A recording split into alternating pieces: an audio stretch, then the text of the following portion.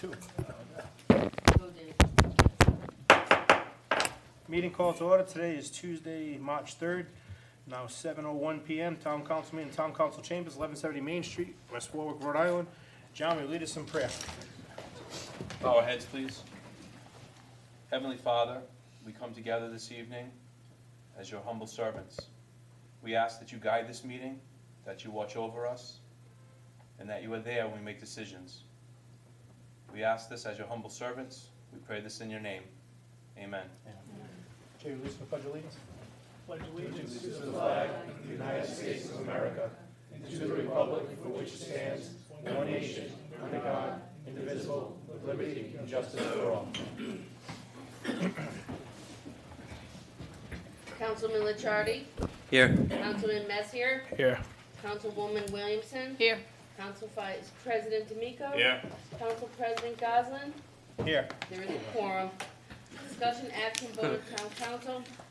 Any matter on this portion of the agenda may be acted upon by way of topic discussion and action by the town council with a vote on the record to approve, amend, deny, or table the agenda item.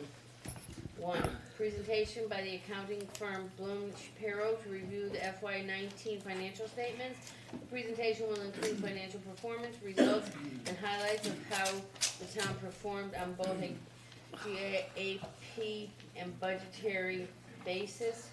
The auditors will also respond to council questions and from the town council and manager. Aaron?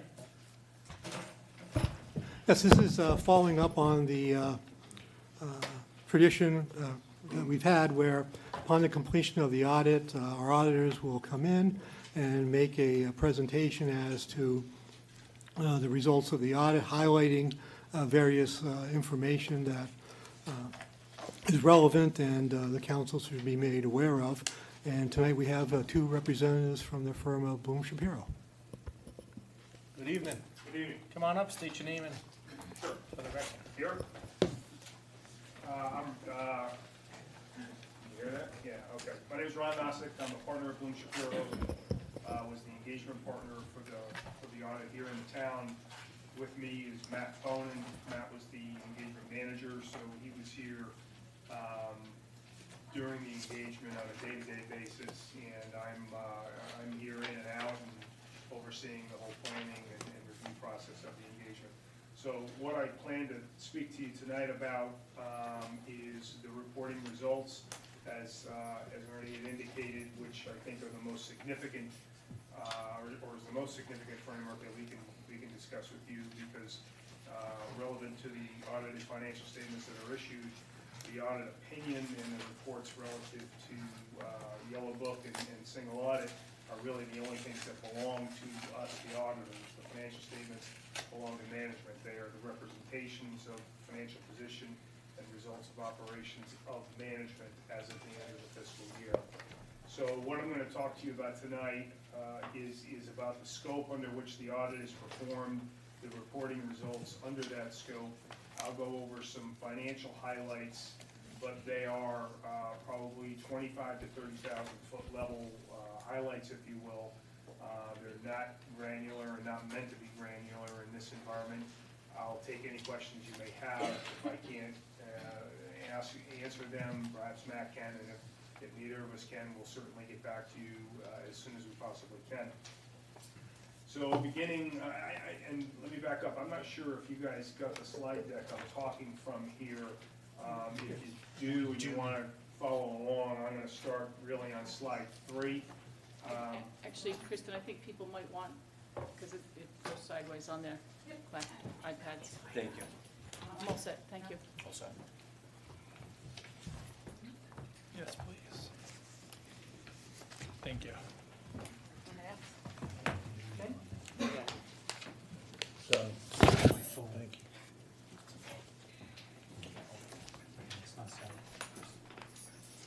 So, again, I'm on slide 3, and the audit that we perform is actually performed under 3 different sets of scope, if you will. Primarily, it's performed under generally accepted auditing standards, but laying over the top of that, we're required to also perform work under generally accepted governmental auditing standards, which is commonly referred to as Yellow Book, and then as well under uniform guidance, which was formerly the federal single audit. Under generally accepted auditing standards, that's our primary audit opinion on the financial statement. So that's page 1 of the bound 150 or some odd pages of document that you get when that report is issued. And as I stated, that's the only thing in that document that actually belongs to us. Our Yellow Book report is presented in conjunction with the federal single audit, and then we have a report relative to federal single audit as well. So under generally accepted auditing standards, the results of the audit, if you will, we've issued an unmodified or clean audit opinion on the financial statements that basically states that in our opinion, the financial statements fairly represent the financial position and results of operations of the town for the fiscal year ended June 30, 2019. Under Yellow Book, we're required to gain and document an understanding of your internal controls over financial reporting, and we're also required to determine any compliance requirements that may exist that a violation thereof would be deemed material to the financial statements, and thus we're required to report to you any significant deficiencies or material weaknesses we find relative to gaining our understanding of the internal control system, and we would be required to report to you any violations of compliance requirements that would be material to the financial statements. Actually, we're required to report all compliance unless they're de minimis. But the results of that reporting, there were no significant deficiencies or material weaknesses that we detected during the performance of our work, and there were no violations of compliance requirements that would have been deemed material to the financial statements, and in fact, we did not detect any violations of compliance requirements during the performance of our work. Under uniform guidance or the federal single audit, it's very similar to Yellow Book. The only difference is that the spotlight is strictly on the major federal programs that are determined based on a risk assessment that we perform at the beginning of the audit. And again, we're required to report to you any significant deficiencies or material weaknesses over the internal controls relative to the compliance requirements applicable to the federal grants that we're testing, and then also issue an opinion in this case on those compliance matters if there were any violations. So under federal single audit, we did not detect any significant deficiencies or material weaknesses over internal control relative to the major program. There was only one major program that we were required to test during the fiscal year. And then there were no instances of non-compliance relative to that major federal program, so we've issued an unmodified opinion again on the compliance requirements relative to the federal program. If you go to slide 6, that actually is the federal program that we tested, the Child Nutrition Cluster, which obviously is controlled and monitored by your school department. That total expenditures in that federal program were $1,297,869. Total federal expenditures for the fiscal year were a little over $4.7 million. So that program covered about 28% of your total expenditure, federal grant expenditures for the fiscal year. The town is deemed to be a low-risk auditee. That designation is based on the fact that there were no findings in the last 2 prior years, and your federal single audits were filed with the Federal Clearinghouse in a timely manner. As a low-risk auditee, we're only required to gain coverage of 20% of your federal programs. Again, we covered about 28% of it. If the town were to be deemed a high-risk auditee, then we would have to cover 40% or more of your federal expenditures. The next slide gives you a snapshot of the balance sheet for your governmental funds, and just looking at fund balance levels. The reporting model that we're under in governmental accounting, it basically has a major fund focus.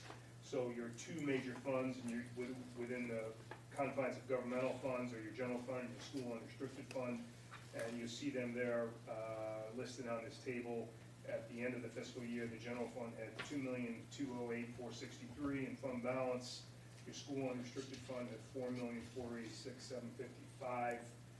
And then the conglomerate of all of your other governmental funds, which are deemed non-major funds, had total fund balance as of June 30 of $6,644,323. As indicated on the slide, the general fund balance increased during the fiscal year by $1,355,933. Your school unrestricted fund balance also increased a little over $638,000, almost $639,000 for the fiscal year. And your non-majors had a depletion of about $974,000 for the fiscal year. The next slide just goes into again, this really is the 25,000, 30,000 foot level as to what caused the increase or depletion of fund balance. So in the general fund, as this indicates, total fund balance $2,208,463. Again, an increase of a little over $1.3 million. Of that total general fund balance, $1,987,763, so almost almost $2 million is unassigned, which means it's available for use for future expenditures, for budgetary reasons, or whatever the case may be. That total represents about 5.1%, 5.01% of your total general fund budgetary expenditures for the fiscal year. That is one of the primary measures that the rating agencies will look at relative to the level of your fund balance to either your general fund budgetary expenditures or revenues, whichever stream is more predictable in management's view. And that 5% is actually where the town should be, Ernie?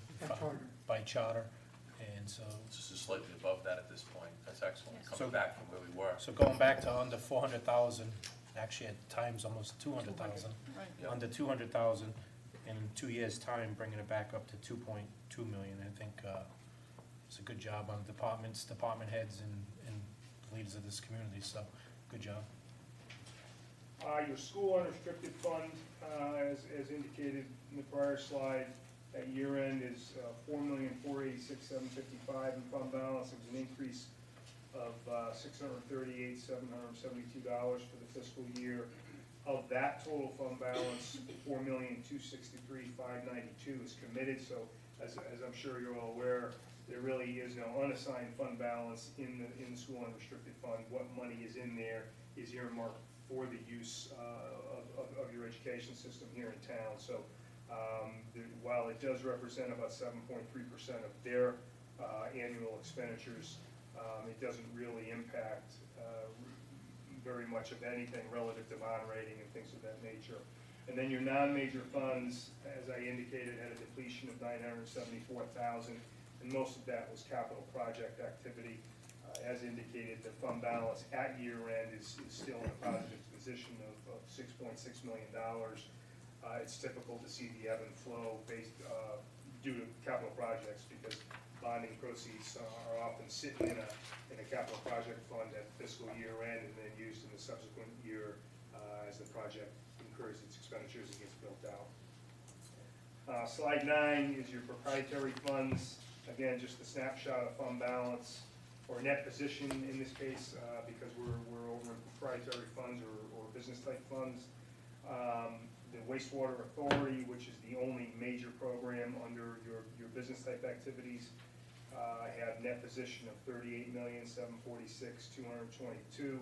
Obviously, the preponderance of that is in your net investment in capital assets, so it's not something that's in liquid form by any means. And being that it's a proprietary fund, I doubt anyone is in a position to look to liquidate those assets and then therefore no longer to be able to carry on the operations of the wastewater authority. Your non-major business type funds had a decrease of just over $2,000, really de minimis, quite frankly, and ended at a fund balance of $2,065,132. And then your internal service funds, they did have an increase of $218,538, but they do still sit in a cumulative deficit of a little over $547,000 for the fiscal year. again, at the 20,000 foot view or 30,000 foot view relative to those funds. Wastewater did have a decrease for the fiscal year of $1,331,676. And for the most part, that was driven by depreciation. That's a non-budgetary item in the wastewater fund. And depreciation for the fiscal year was $2.5 million, depreciation and amortization, so that really drove the deficit in full. Vacant depreciation expense, which is, I'm assuming, I know not everybody's an accountant in the room, but it's a non-cash item. Vacant that expense, there actually was surplus relative to cash flow activity in the fund. For your non-major business type funds, total fund balance decreased, as I said, about $2,000, and you had a little bit of a depletion in a couple of the funds, and your school lunch fund actually had a surplus of about $136,168. It's from an auditor's perspective, it's good to see that is self-sustaining, that fund, because in many municipalities, they struggle to retain a self-sustaining position in that fund. The internal service funds, I'll be honest, when I first looked at this, it caused me some concern, looking at it just globally from the perspective that it is in a deficit position, but the full deficit is really derived out of the energy efficiency fund and not out of the health insurance fund. So from that perspective, there is a plan to eliminate that deficit given time. There often is plans to eliminate deficits in insurance funds, but if they get too big, sometimes that's awfully difficult to lay that premium increase throughout all your town departments. So slide 11, just touching on some budgetary activity. So this is really just general fund activity. The results for the general fund ended in a combined budgetary surplus of $1,355,393. Basically, that occurred because you outperformed your budgetary estimates both on the revenue and expenditure side. Your total revenues outperformed budgetary estimates by a little over $1.7 million. And from the expenditure side, a little over $704,000. So you spent less than you planned on spending, and you brought in more revenue than you thought you were going to bring in. The revenue variances were mostly led by intergovernmental revenues, which outpaced estimates by a little over $1 million. The expenditure variances were mainly due to actual expenditures being less than budgetary estimates in quite frankly, almost every functional category that you budget for. The only thing that was in deficit position relative to budget deficit or surplus were your transfers. You had a overage of $975,000, which went out to the school department, but that was fully covered by $975,000 worth of additional state aid for schools that was received by the town. And then there was also an overage of a little over $90,000 in order to fund deficits that existed in other funds prior to the fiscal year. So that was all planned. I don't think it's a shock to anybody sitting in this room. And in the end, the reality of it is you still ended in a surplus position of a little over $1.3 million. So the last couple of slides I have really relate to your debt. From a rating agency perspective, nowadays it seems to be fund balance and debt, and then economic development. Those are the three primary pillars, if you will, that the rating agencies are looking at. And what stands out on everybody's debt schedules these days throughout the United States, quite frankly, are your pension and OPEB liabilities. So I'm really focusing relative to this schedule on slide 12 to those liabilities, both under your governmental activities and under your business type activities. For the most part, all of your other debt-related activity was de minimis in nature relative to any increases. As a matter of fact, you didn't bond any new debt during the fiscal year. So it was just pay down relative to what was outstanding. The pension liabilities did have an increase both from governmental activities and a business type activities, and that's just a split out of the plan itself based on employee head count. The actuaries actually perform that allocation. But the increase was just about 1% overall. So at the end of the fiscal year, governmental activities has a net pension liability of a little over $168 million, and your business type activities a little over $6 million. What you benefited from relative to overall debt is your net OPEB liability actually declined by 10% for the fiscal year. So you end the fiscal year under governmental activities with a little over $56 million in your OPEB liability and about $1.6 million for business type activities in that liability. Next slide's really meaningless at this point because I already told you relative to what transpired and drove the changes in those liabilities, both from a governmental perspective and a business type perspective. The last two slides relative to financial statement, financial numbers are going to be slides 14 and 15. I'm not going to go through them with you. I'm only going to bring them to your attention because the slide 14 is your net pension liability, and what you have there is a schedule over time. So you're seeing as of June 30, 19 going back to June 30, 14. So you can see how that liability ebbs and flows over that time frame. And the next slide deck is the OPEB liability, basically with the same data. It doesn't go back as far because the GASB standard that established the OPEB liability is relatively new to implementation, so that data doesn't exist for as long as the pension data does, but it will build over time, and you'll have an opportunity to see these laid over the top of one another as time transpires. But I just think it's a valuable slide for two reasons. Again, to see the ebb and flow, and probably the most significant number that's easy to track, if you will, because I know there's a lot of numbers I'm throwing at you there, is that very last number that's on each of these two slides, which is basically the funded position of the plan. So the assets you have in place relative to the liability. So for 2019, in your net pension liability, you see you're funded at 24.07%. The OPEB liability is funded just at 3.6%. The final slides that are here. Can I ask you a question? Sure. If you go down to where it says plan fiduciary net position, Yep. then 3 lines down, net investment income, the Yeah. trend from 14 to 19 Yep. seems like there is no trend. Can you just explain that line? Well, it's driven by two things. It's driven most primarily just by market activity in a fiscal year.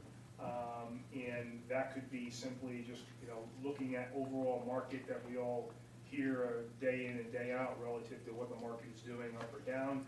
And it also is, in the case of a pension, especially government pension, it's predicated on what the mix of assets are that are in the investment portfolio itself. So just because the market goes up 20% doesn't necessarily mean that your portfolio is going to go up 20%.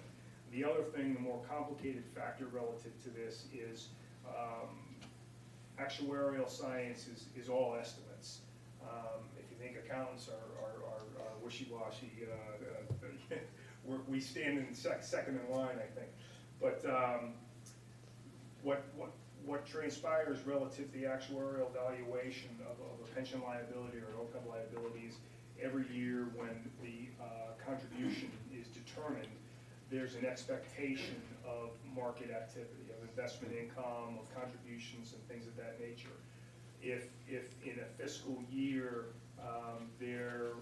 let's say they're projecting 3% market growth on the investment portfolio and it gets 18%, they don't recognize that full 18% in that one fiscal year. That 18% actually is going to get amortized over, I think it's a 5 or 7 year period. Okay. So that is kind of a hard mark to see, well, at least the market, went up 8%. How come our portfolio went up 15 or down 1 or something of that nature? that's really the factor that's involved there, that it's hard to look at that and say, geez, I don't. So it's a know. crapshoot. It's a little bit of a crapshoot. If the market outperforms, obviously, if the market outperforms what they're estimating it's going to do, you're in better shape.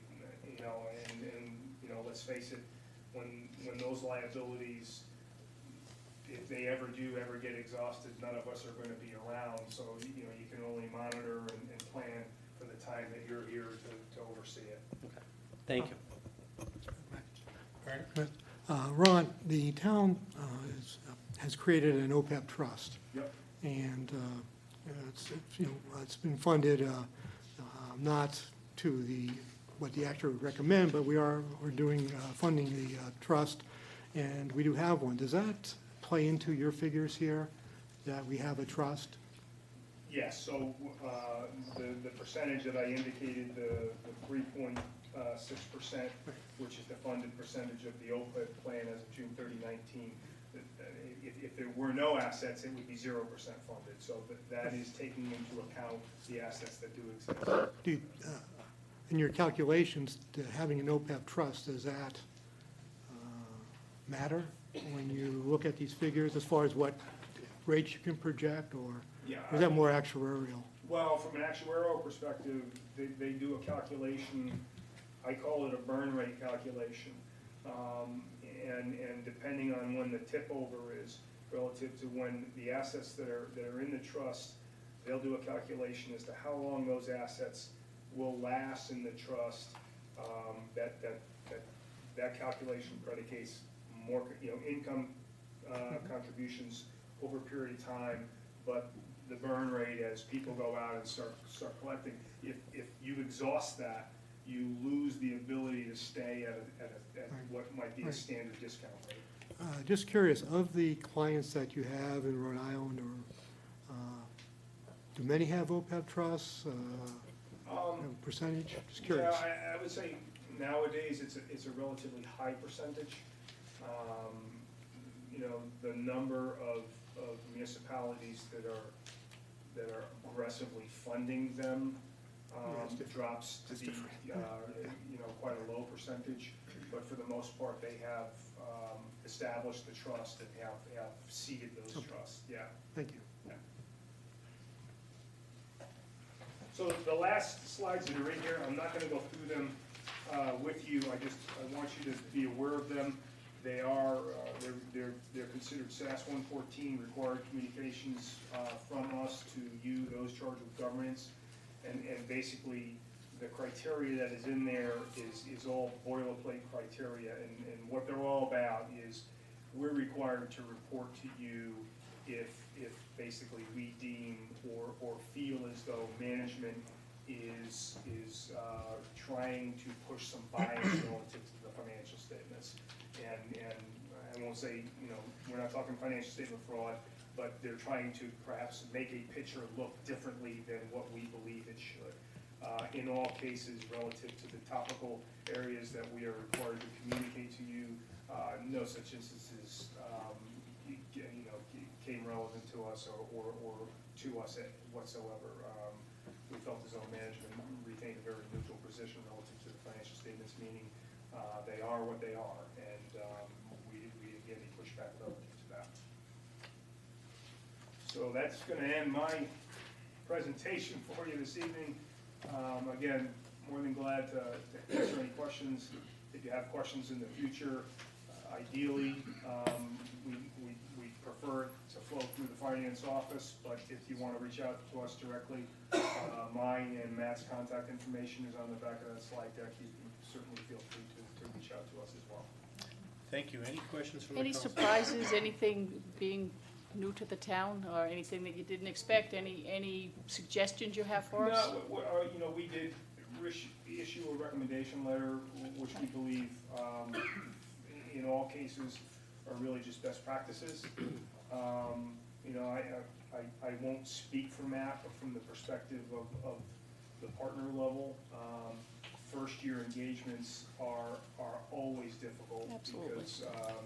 Because, we're going through a big learning curve, and I'm sure our clients will all tell you, it goes difficult for them as well. As first-year engagements go, this went quite well. We enjoyed working with management, they were very responsive to our requests, and we look forward to another couple of years and hopefully longer than that. Thank you. Thanks. Any other comment? Joe, I know you're back there, you have any questions or concerns? No, not on the school side, and Kristen, on the town side? No, All right, thank you. Thank you very Thank much. you. Thank you. Thank you.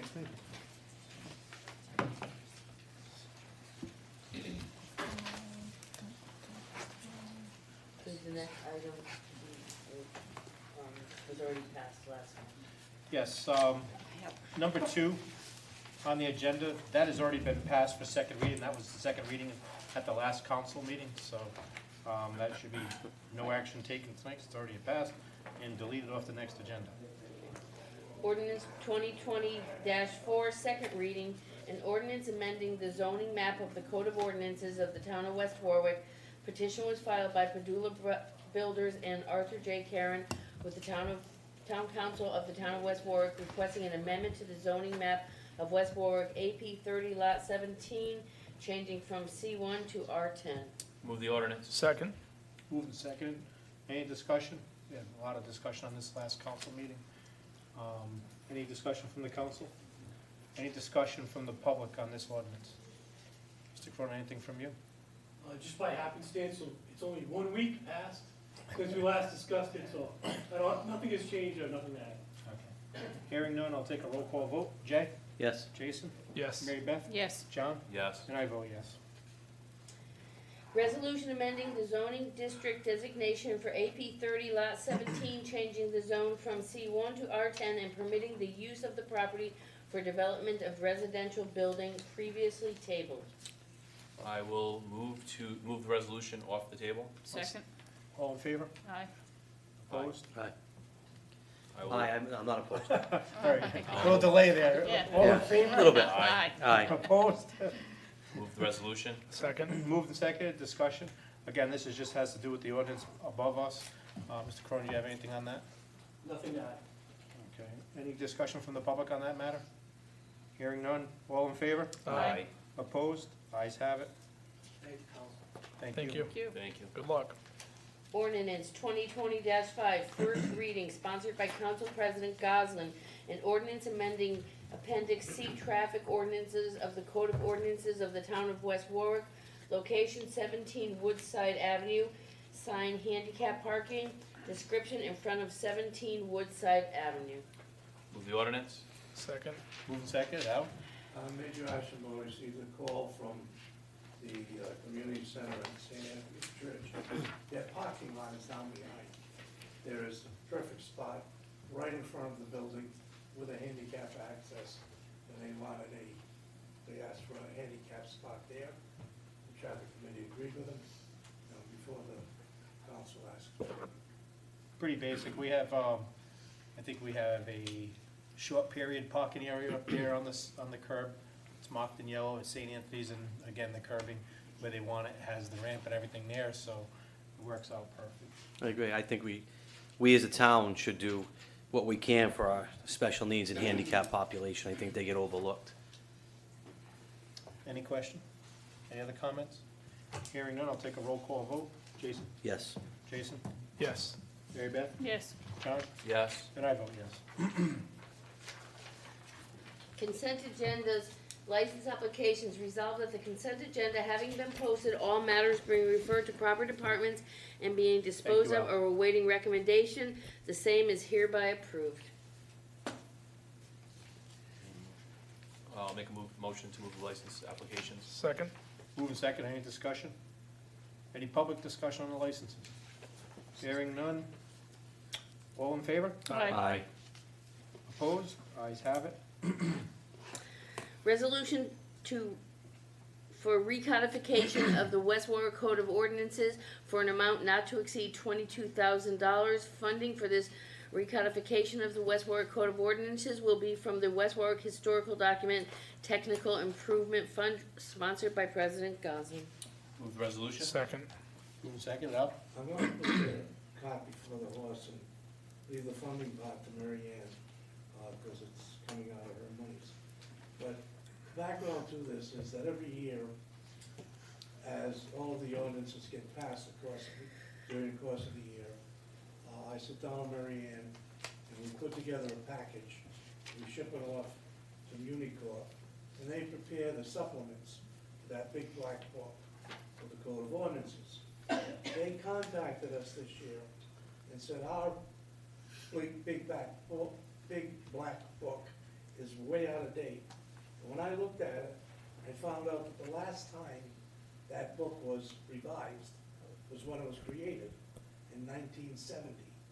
There's been 16 amendments to it, or supplements, whatever you want to call them. So they suggested that it's time that somebody sit down and go through that book and correct all the mistakes in it. So when I took a look at it, as I sent the council a memorandum a week or so ago, the reason I feel so strongly that this is an expense that we should undertake. There's some minor things in it. One of the things I point out is throughout the book, we refer to the mayor. We don't have a mayor. So some time ago, I presented to the council, and you passed it. It says that anything in here that says the mayor, we really mean the town manager. But, you know, if you're looking in some other section, you don't know that we don't have a mayor. In addition, the matter that you tabled last week, and I spoke to Dave, it's going to be put on again in 2 weeks. We have ordinances in there that unless we find out about it, they're a violation of state law. The one that the ACLU contacted us with regarding public intoxication.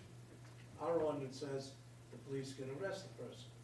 State law says no, they can't. And there's been a number of these things. I've come before you on several occasions saying, state law, our ordinance doesn't. So that's another reason. Then in addition, we have in our ordinance, for example, just recently, David asked me to look into smoking or use of vapors in public parks, recreation areas. Well, I looked in there, and I didn't see anything covering it. However, in the offense section, there is provision for that. So things have come about that I'm guilty of, that I've been requested to do something, and I look at the ordinance, I put it in, not bothering to check some ordinance that I don't think has anything to do with it. Now we have two ordinances in conflict with one another, or in conflict with state law. There's been situations where when I get my supplement and I put it in the book, I take the ordinance and I compare it to what the supplement says. I have found that there's been errors in that the ordinance as you presented didn't get transferred into the code book properly. So what this will do is they go through it, and I've spoken with the gentleman there. They have, it's all done by staff attorneys. They go through it, and I gave you the breakdown of the areas. They check for spelling. The area that I thought was most important is that they make sure that it complies with the Rhode Island Constitution, the town charter, and the ordinances. They go through all of that. They give us a draft. They meet with Mary Ann and I. If they found inconsistencies, they may make suggestions. They do not make any substantial changes without, checking with me, and actually, if it was a substantial change, I would come back to the council on it. But it is something where, a book 850 pages that hasn't been reviewed since 1970, and it's the law governing this town. The one that I'm meeting with Don tomorrow morning, we had a discussion a week ago about sidewalks. My quick review on that, and I'll be submitting a report on that, is I don't think, off the top of my head, and I'm not ready to make a commitment on it. I don't think our ordinance complies with the state law on the sidewalk situation that you discussed last week. So those are my reasons why I think that, it's a big expense, $22,000. All the rest of that contract that I submitted to you is what we already do. The submitting of the annual set of ordinances. The one change that I've made this year is in the past, at some point in time, we put ordinances together and ship them off. I've now worked with Mary Ann, and from now on, our supplements will go through a calendar year, so that everything that you pass, the next set of supplements will be through December 31st of 2019. And as long as I'm here, the next set will be through December 31st of 2020. So that we'll have a rational way of looking at these supplements, which we don't have. We've got some that are 2 years, we've got some that are half a year, so I'm just trying to put some order, but, that's my presentation. As far as the money, that's, Mary Ann told me where she's getting it, and, that's my knowledge. Any questions for Al or Mary Ann on this? The only thing I noticed, the timeline is 10 to 12 months. We're also going through a charter review. Will we be able to incorporate any changes? No, this is a revision of what's there.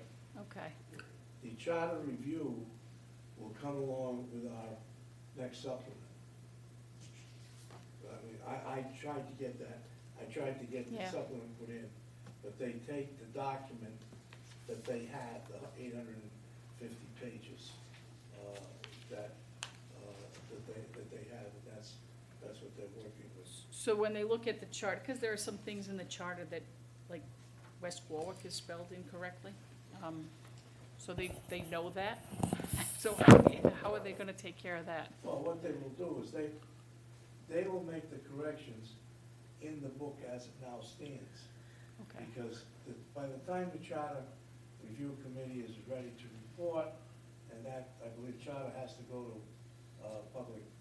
it'll be vote. voted on in November, So, right? we're talking in October, and hopefully we'll have the new book by then. And- Okay, because they say 10 to 12 months. Yeah. But- And that, what would happen is that when, on December 31st of 2020, when we submit all of the ordinances that occur, the final version of the charter would go at that time into the supplement.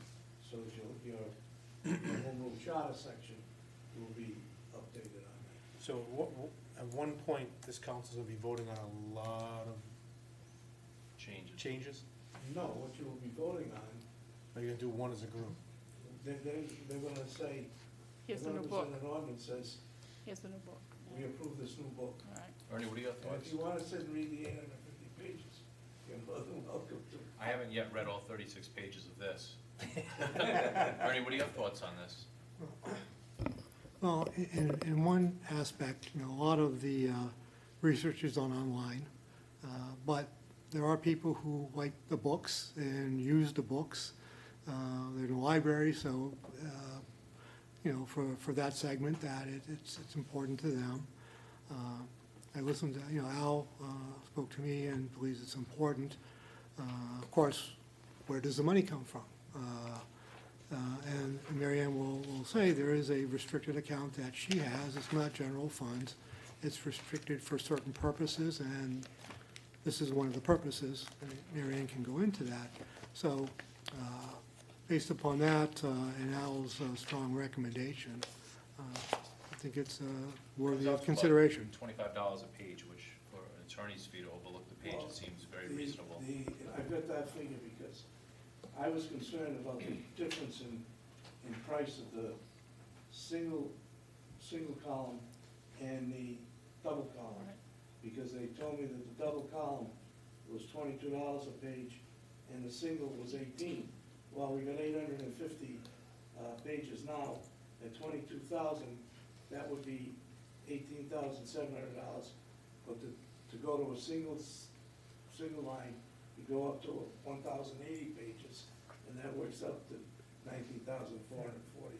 So by putting the double column, they reduce the number of pages by a great amount, and the $20 a page ends up cheaper than the single column. Mary Ann, could you explain the funding source?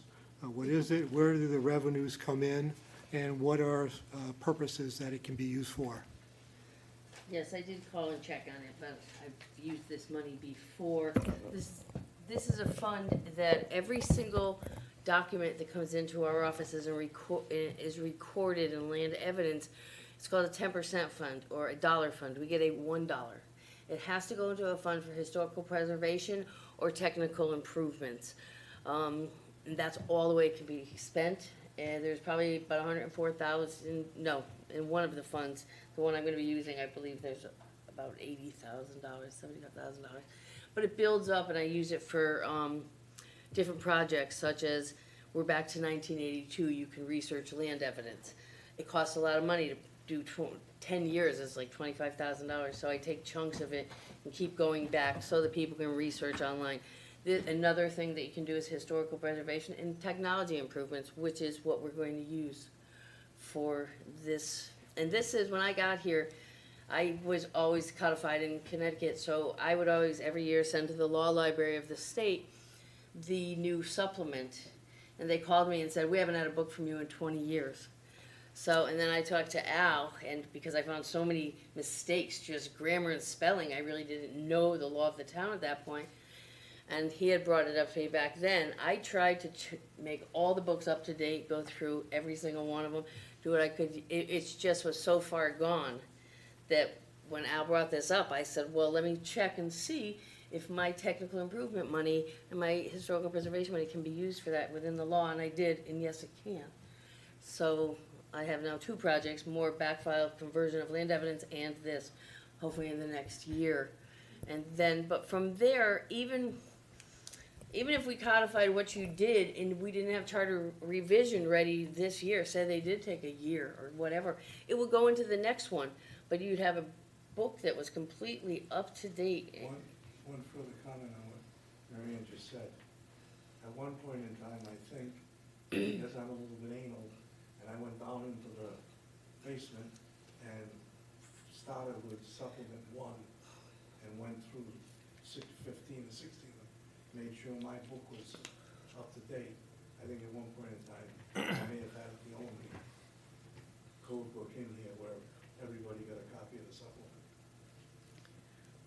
So Ernie, you made a good point. You mentioned online. So will there be discrepancies with what we have online and what we have, No. what this book? Okay. No, what will happen is, we presently get 15 books, and that'll continue.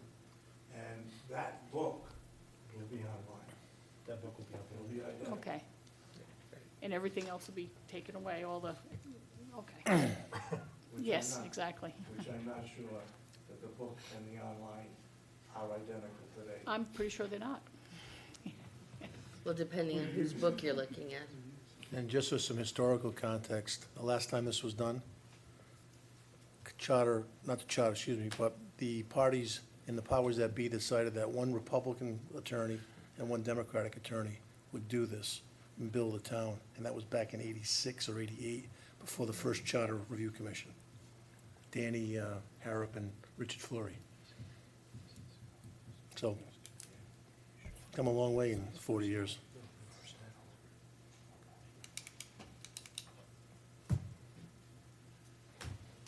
Any questions for Al? Thank you, Al. Any questions for Mary Ann? Thank you. Thank you, Mary Ann. All in favor? Aye. Opposed? Thank you. Ayes have Thank it. you. Resolution authorizing the finance director to record a FEMA reimbursement in the amount of $217,946.65 pertaining to the floods of 2010 into the capital fund account number 2.850.00.8500.4801 for a one-time capital expenditure purchases sponsored by Council Vice President D'Amico. Move the resolution. Second? Moved and seconded. Discussion, Kristen? Good evening. Back in July, I received a phone call from a representative from Rhode Island EMA stating they had funds for us that were ready to be released. And when he said the number, I was like, really? So, did some good research and sure enough, FEMA was finally reimbursing us $217,946 from the floods of 2010 for work that was done on the retaining wall over by Factory Street, the youth center. So this is a one-time revenue source, and I thought the good use for this would be to put it in our capital fund and, start funding some of these capital purchases that we need. And I'm just looking for your blessing. And again, only took 10 years, but we got it. And there was no receivable ever placed on the books. That was what shocked me. Yeah. Tim, you can tell me if this is off topic or on topic, but what, that bridge that's over near Royal Mills, and was that something that we were also trying to get a reimbursement from FEMA? No, that's private property. That has nothing to do That's not with the ours? town, no. It's not our bridge. Okay. It's private property. The town did have an easement through that, but unfortunately, until they fix it, that easement's been pretty much. And This- Chris, I'm sorry. Kristen, you checked, and again, there are no outstanding bills or anything, so this is free and clear, correct? No, we took, we spent a lot of money in 2010, 11, and 12 to recoup. And, Ward 1 and 2 were the two wards that got hit the hardest. Ward 1, the hardest, and Ward 2 came into it. A little section 3, but at the time, the town, between designated funds, what they call the rainy day fund, which no pun intended, but the town maintained, and we were expecting some refunds. And over the years, even the former Councilman Padula was always saying, we'll never see a dime, we'll never see a dime. But here we are 10 years later, we're seeing something, which is amazing. Is And that when the Ernie- actual amount, is there interest in it? That's the actual amount. It is. When Ernie called and told me about this, I was actually kind of stunned too, but, hey, surprise. Not complaining, but why does it take so long for the reimbursements? FEMA just, they, Welcome to federal government. it's a big process. I mean, It's not easy. It takes them a long time, I think. They're still waiting on the water to the Superdome, I think.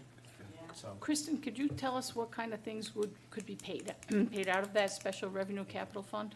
Oh, any kind of equipment, Anything? any large, anything that's considered a capital item, equipment, One-time use, right? Projects, Well- sidewalk repair. Yes, okay. Is- And we could talk about, yeah. There's an issue that I've been bringing up to Ernie, because it's been brought up to me, and this came up last year. And it just piques my interest, because there's a lot of money here.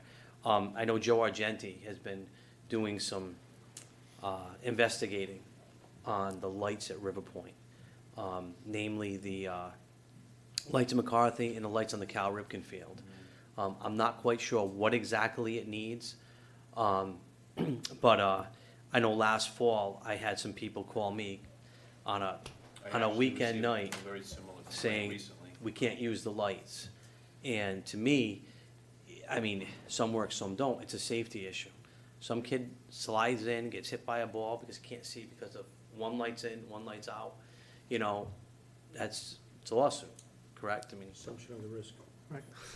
anyway, I think, seriously, I don't know, Ernie, if you can investigate more with Joe Argenti. And we've been looking at that, and the last year, right before the budget was finalized, there was a proposal for lights, but it came too late.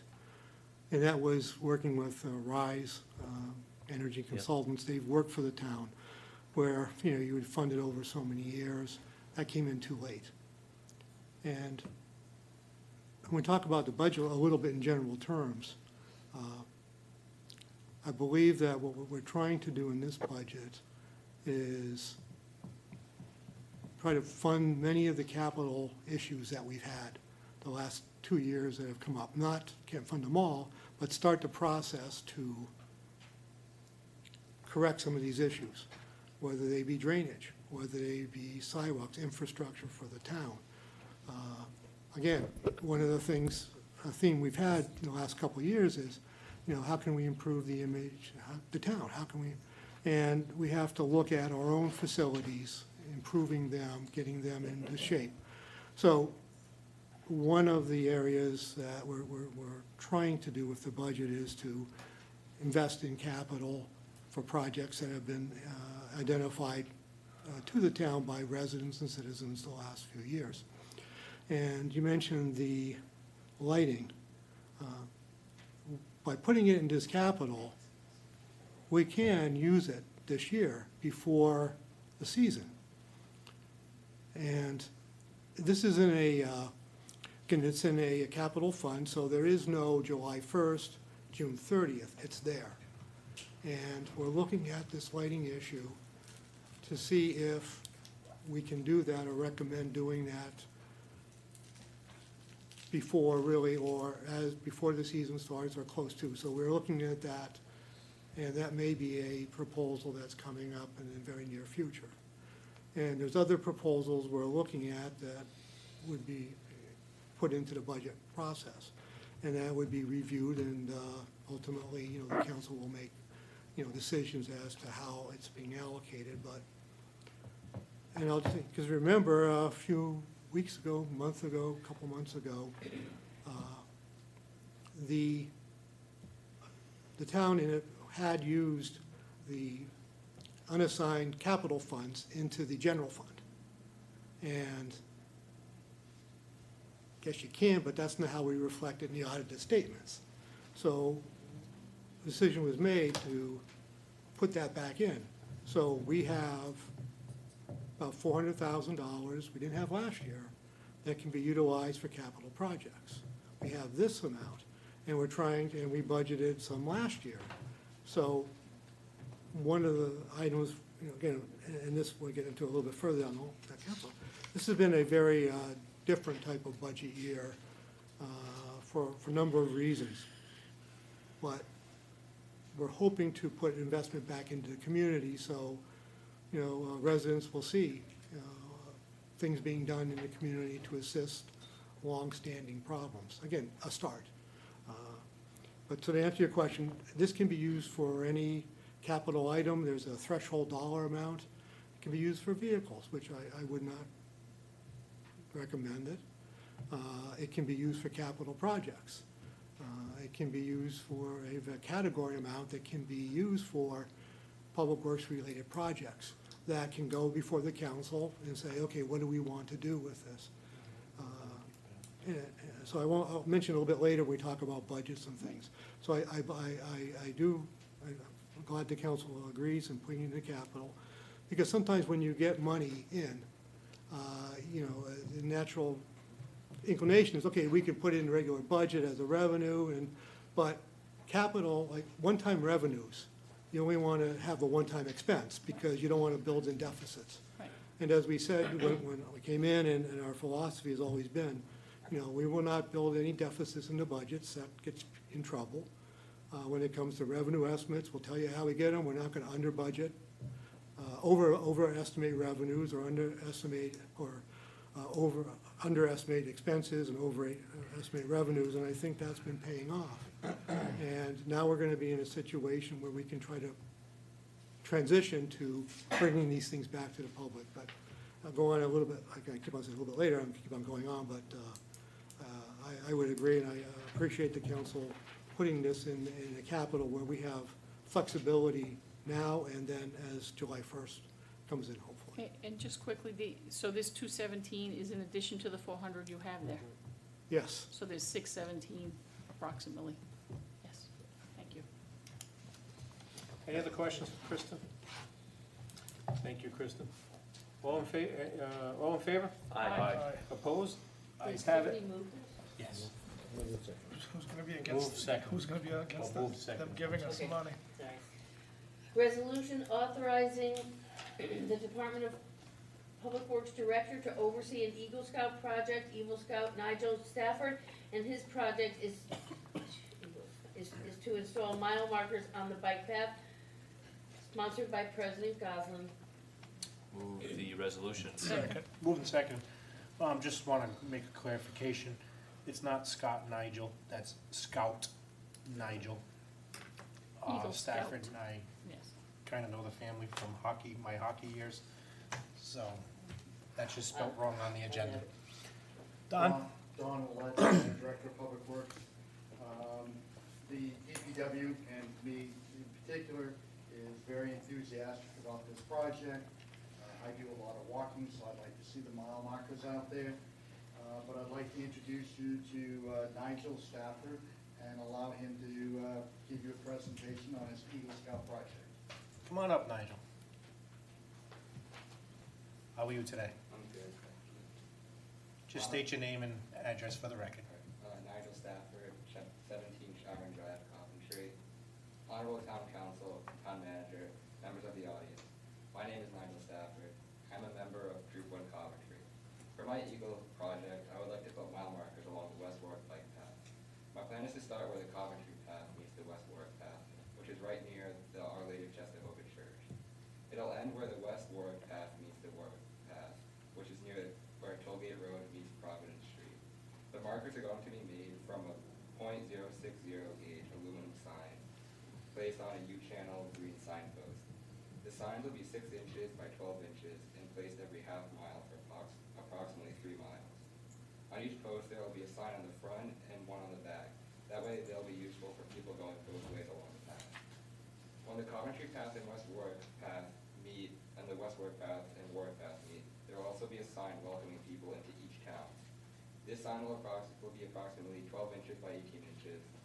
I believe this project will be helpful to the community because it will keep track of the community will be able to keep track of their walks and bike trips more easily. More importantly, it will allow people in emergency situations to easily let first responders know at approximately which point they are along the path so the first responders can reach the scene faster. Thank you for your consideration in reviewing my proposal, and I'd like to thank Mr. Willett for helping me with my project. Thank you, Nigel. Any questions for Nigel from the council? Nigel, where will the signs be made? We have a family friend, Mr. Mike Keller. He will be providing the signs. And you'll be installing them with whoever? Yes, the help of my troop. We recruit the scouts and they help me assign them the roles and they will help install and put the project together. And Don, you'll be involved in the project as it goes along? Yes. I don't even know how far I walk before I can get rid of some of this fat. Yeah, it's actually a great idea, and actually, I had several long conversations with a gentleman from Cranston a few years back about he wanted to do this across the whole state and make it mandatory. I think it's an awesome idea, and for the reasons you give, when you're out there, I mean, I'm out on the bike path a lot, not lately, as you can see, but you don't know where you are if you haven't been out there enough. You know, so if you do need to call, you know, if you're on the street, you know where you are, like I'm in front of Town Hall, but when you're on the bike path, you kind of don't know where you are if something were to happen. So it's good to have those markers so you can tell them I'm at mile marker, whatever. So I think it's a great idea. You know, Jack? I'm gonna echo that. I think it's a great idea. However, Tim, while you're here, legally, is there anything legally we have to worry about? Because I know the last, I think the Boy Scouts, when they do projects like this, will have a release that will release and indemnify the town. So if they're out there working, something should happen. Normally, you guys, I believe you guys have insurance through your troop. Yes. So normally we're an indemnified party. So as long as they have the right type of documents, which they normally have, they'll just sign off on that. okay. Nigel, how many markers will it be altogether? There'll be 6 markers and there'll be the 2 signs welcoming into each town. Any other questions for Nigel? No? Nigel, I want to thank you for your hard work and dedication, and thank you for, you're a Coventry resident, and thank you for coming into West Warwick and stepping across town lines. You know better. Coventry, correct me if I'm wrong, Coventry does have those signs for parts of it, Yeah. most Yes, of they it. Yeah, not all of it, but part of it, yeah. Thank you. Great work. Again, thank you, Nigel. you. Good luck. Yeah. Good luck. Thank you, Nigel.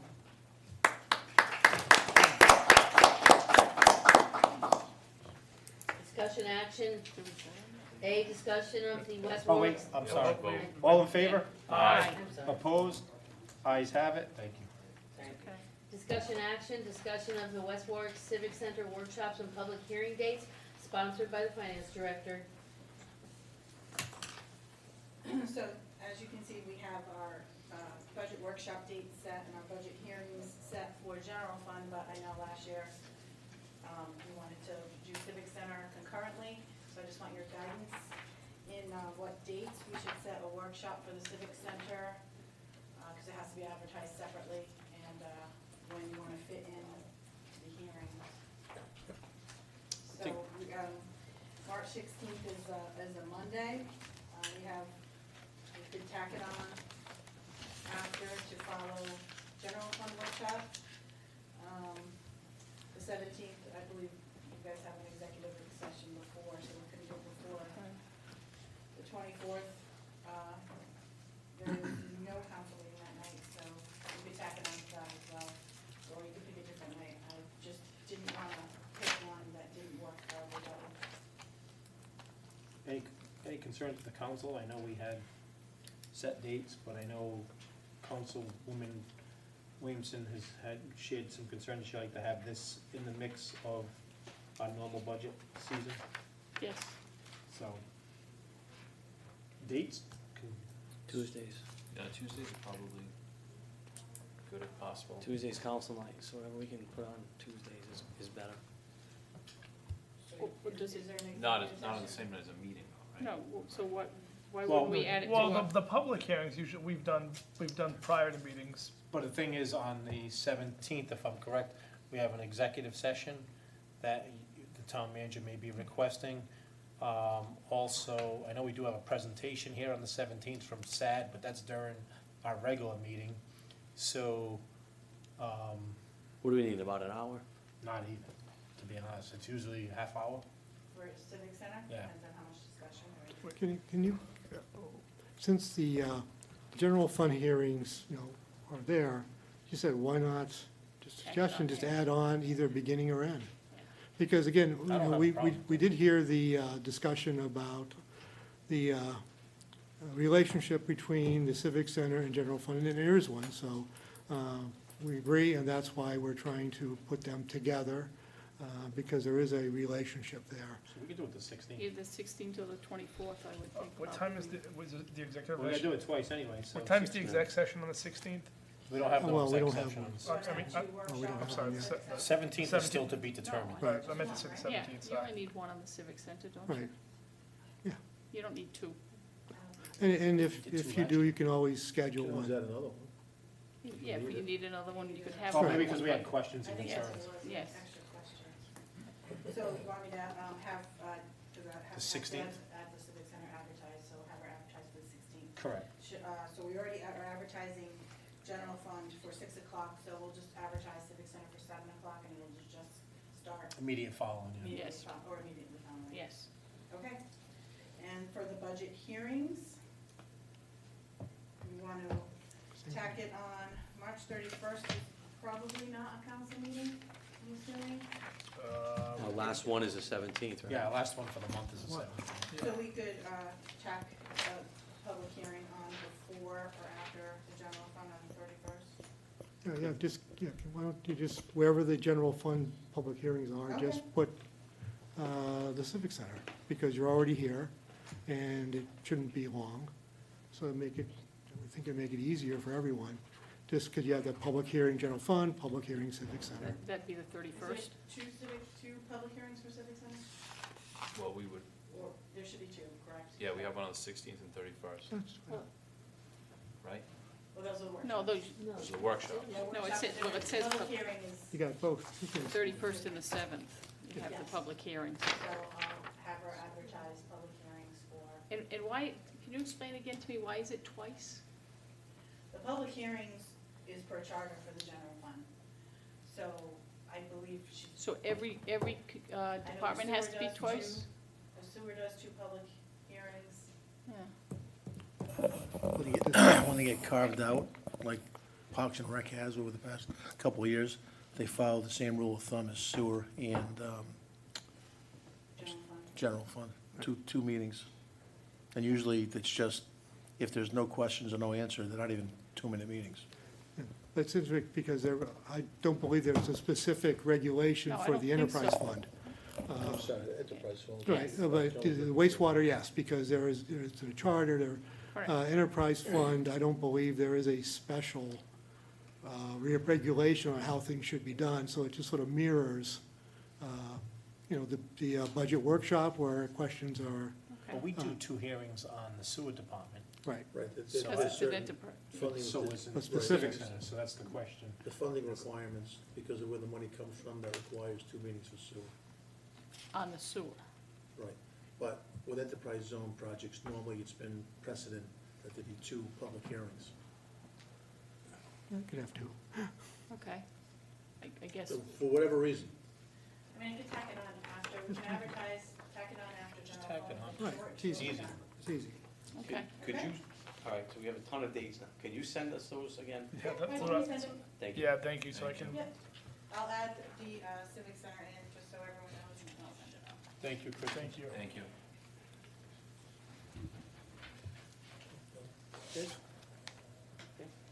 Review and action of the Rhode Island Public Utilities Commission's request to use council chambers for the purpose of conducting a public comment hearing on the Kent County Water Authority rate filing, sponsored by town manager. Yes, we received a request from the Rhode Island Department of Public Utilities to hold a comment hearing on, for the Kent County Water Authority's rate proposal. Now, they'd like to use the council chamber, so in discussion with, some employees, there was a restriction on the use of the council chambers. Section 2-1, use of town hall and council chambers. The town hall and council chamber shall be used for town purposes and no other purposes whatsoever, unless specifically ordered by the town council. So what the request is to receive comment on the Kent County Water Authority's rate filing. And it's common that they'll ask for hearings to be in the City Hall, Town Hall, at the council chambers where people will know to come and comment on. Now, and again, they have the dates here that they're requesting. I know one date is off because of the budgets. And looking at this, looking at some of the literature here, it appears that they are asking for an overall rate decrease. So Yeah, they can use it if they're gonna do that. that's good. Apparently, from my quick read is it seems like the That's a first. lower pipes, lower services, which are residential, would go down, and they have some adjustment to larger entities and industrial. And but Mr. Manager, this isn't about the merits of what they're trying to do. This is just about use of the chamber. correct. Just wanted to keep Okay, you- okay. How many days are they looking for? Well, they had 4 days, Monday, March 30th, Tuesday, March 31st, which is a budget hearing, Wednesday, April 1st, and Monday, April 6th. Isn't it So, used for something else during that first I and the don't- sixth? do you know what they are? On the sixth, April sixth, there's a planning board meeting, March 31st, there's a public hearing. And also, remember, we would have to have people in the building to open and close, Oh. and the police and whatnot. Well, first of all, what about Monday, March 30th, and Wednesday, April 1st? Well, that's the concern I have is, what hours of operation do they wanna do this at? And who's gonna 6. be here? So that means somebody has to be here to open the building, close the building, and whatever. So, so obviously that's gonna put an expense on us. I just wanna make sure that we can do that, Well, The question I have is, Ernie, I know it's a public hearing for the PUC. I don't have a problem with it, but per se, if you're here in the building, do we have to have 4 employees here in the building? Or can you lock up, can, whatever, it's a question I Well- have.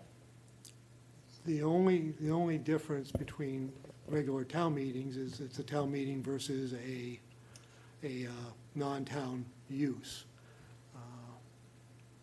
And in evening meetings, we don't require, town staff to be here to open doors or close doors. We can try to look quickly to see if that would be any differentiation, whether it's a town meeting or a non-town meeting. I'm not sure there Well, would would the be. maintenance guy have to be here? Somebody Would has to somebody, open it. Obviously, right now, during the day, come 5 o'clock, 5:30, the maintenance guy locks the front door when he's done cleaning the building. So would we have the maintenance guy stay late that day? How long do we plan on keeping him here? Will he be busy or he or she be busy? And, are they able to lock up, or do they have to keep offices open or whatever? I mean, that's the question. Oh, I mean, This is the first time I've seen this. If you were going to rent out the field house for them to do this, there'd be certain expenses that they would be expected to pay. So this is not a town matter, and Mr. Boucher had requested use of the hall before for a political matter, and the town council We said no. Right.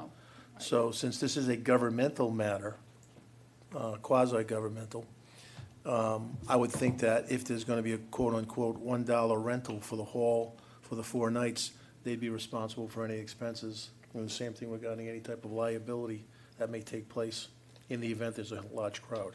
But You're looking again, for 4 dates? I'm sorry, 4 I didn't dates, yeah. understand. just All yeah, four. one day. Oh, one Just date. gave four opportunities. I'm sorry, I'm Possibilities, sorry. I okay, I thought misunderstood. so. So I I thought misunderstood so. But the point is, Yeah. right, Okay. so for one night, if you're opening up to a non-town matter, you would treat it as if it's, like it's in the complex. So if you're gonna have an employee here, the Kent County Water Authority or the PUC would be responsible for the expense. And I imagine. If they're not here for something else. Well, and actually, that was, how well attended are they? Do they understand the size They're well constraints we attended when have? it's an increase.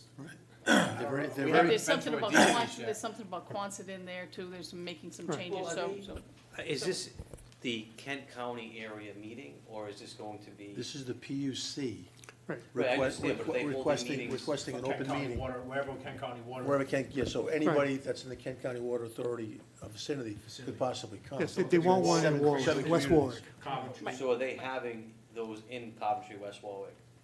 No, I think In this other, is- Cranston, other areas? That as I well? don't know. I don't think so. We don't know. But, If not, we're gonna be the main meeting. If there's only, they're Could- probably yeah, could picking be. West Warwick because of its centralized location. and West Warwick is all Kent County, whereas Right. Warwick has a little bit of Kent County and Warwick Water Cranston, Department, City West Water Greenwich, Department. East Greenwich. So it may be, this is like the Situate. central area, and since we have, all of the town has Kent County water, this is maybe it seems like they want a hearing in West Warwick someplace. And this seemed their first place to ask. My only concern is because we don't know. I mean, I don't care if they have a meeting here or not, but if we have a person here to open and close, we're paying that salary, who's going to gauge? Because there's many other towns involved, and you may have 2 people, 4 people come at a time from different, you come as a group, I guess. Are we gonna be able to hold it, and who makes that decision? You're gonna have to speak through the fire department on that particular evening, and Chief, I believe someone's usually available to ascertain as to whether or not the fire code is being complied with, and if they make the call that it's not, then obviously the meeting can't go forward anyway, because they would have to change the location. Okay. we should probably check to just ask them up front what they think the attendance might be instead of going through that. They'll probably err on the side of increasing the numbers, but I think This I don't know. whatever this is here, 43.89, I doubt very much that if it's gonna be a rate decrease, you're gonna get 89 Well, people My there. my guess, and this could be an assumption, if they ask to use this facility, they have an idea of the size, that they're not expecting a bigger crowd. I mean, that's just a, Well, I mean, theoretically, they could use the library downstairs, and they've got the same amount of space. So there's enough public places that they could have the meeting in West Warwick, but Yeah, you got the senior center, you got the library, and you got here.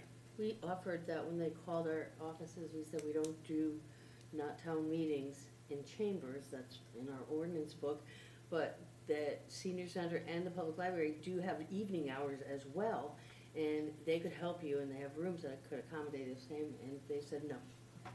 So we did offer it.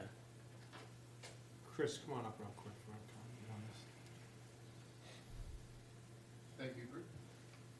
You can- yeah, move it. Hang on. Chris Boucher, 44 Brat Lane. My daughter is working part-time at the West Warwick Public Library, and that, I think, would be a very appropriate place to have something like the Public Utilities Commission being there. They have meeting rooms, and she was telling me that it's hardly ever used. And so there's definitely a resource, I think, a resource that might be more appropriate for that, as well as the senior center as well. So I'm just kind of just reinforcing what Mr. Williams had already said, but that's what immediately came to mind. I just think it would be more Right, appropriate. yeah, Thank you. I have no preference either way. My responsibility was to bring the request to the council, because it came to the town, so. whatever the council chooses to do is certainly, Also, fine. please keep in mind that if you were to allow this to happen, you might have other groups come in saying, can we please utilize your town hall? So if you don't have some type of rules and regulations in place regarding compensation or recompensation of people that are gonna be here, you might have some questions and issues. Council pleasure. Yeah, I mean, if they're gonna pay for any expenses that are adding, I don't really see an issue. I don't have an issue with it. Yeah, as long as they're gonna pay for that and it's not gonna cost us anything, then it's not an issue. Doesn't conflict, right? Yeah, I mean, it could benefit some of the members of the town that wanna come see it, knowing where it is and. In those two dates already, I know the 31st and the 6th are already used, so they have to choose between the other two Yeah, dates. that'd be there, as long as it doesn't conflict with anything we got going on. All right. move forward. You gotta take a roll call vote, or? Take a vote? Everybody gave their opinion. I don't think I have to take a vote. Actually, I think, doesn't it say? It says action, but. All in favor? Aye. Aye, Opposed? There we go. unless specifically ordered by the town Sorry. council. Couple of those A's are to, Hardy. Discussion concerning the submittal of the town manager's proposed fiscal year 21 budget sponsored by the town manager.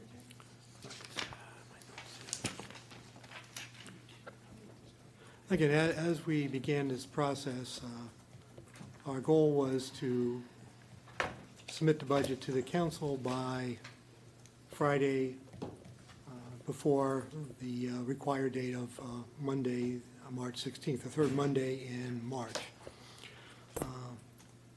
This budget is somewhat challenging for, again, a number of reasons. And whereas we will shoot for that, there is a possibility that it may be submitted the last day it is available to be submitted to the council.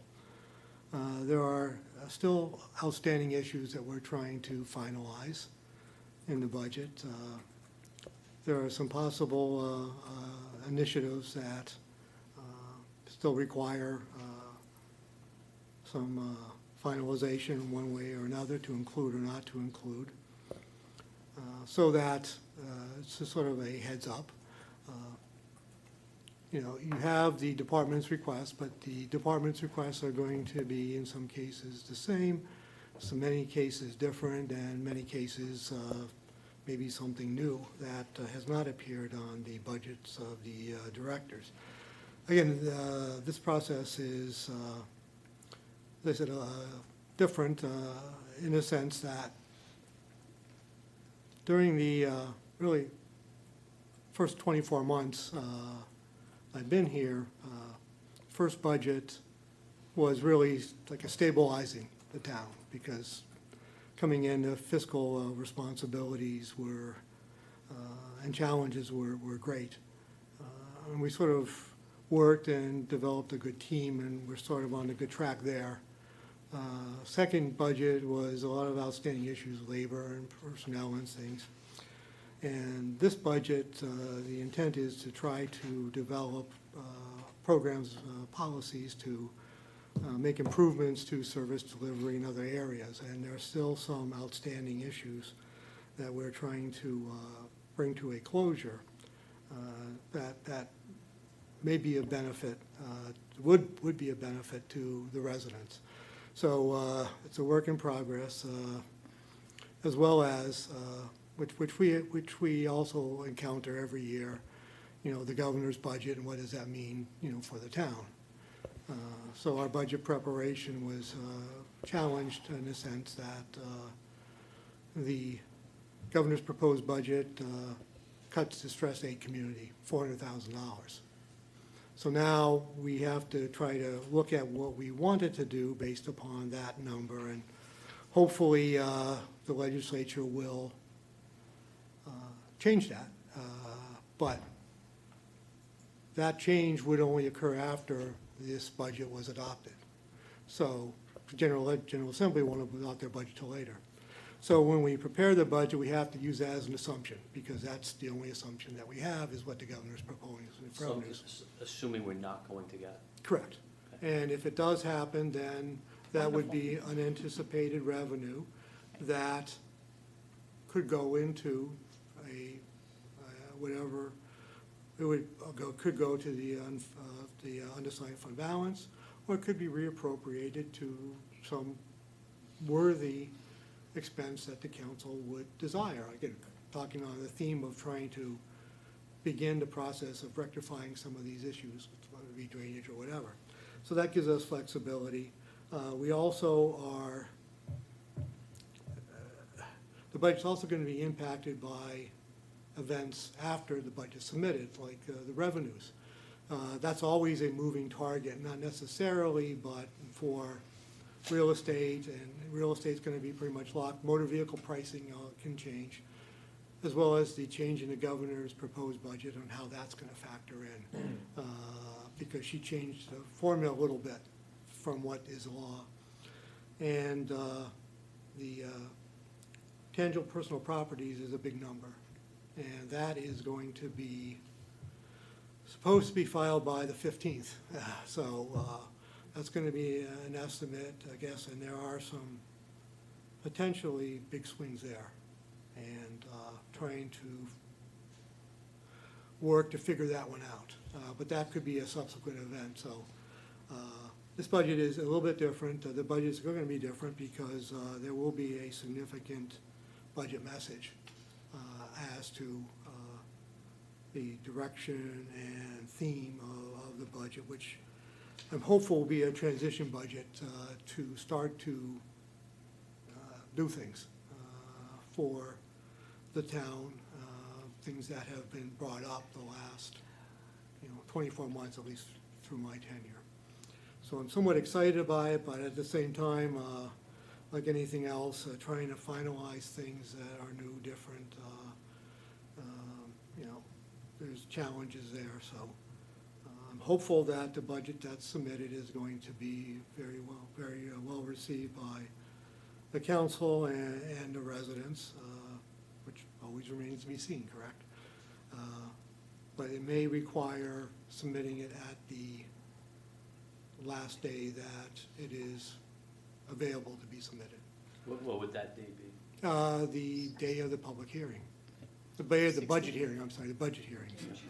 The workshop, sorry, the workshop. And again, if it's not Friday, if it's Saturday, then we would get it to you Saturday or Sunday.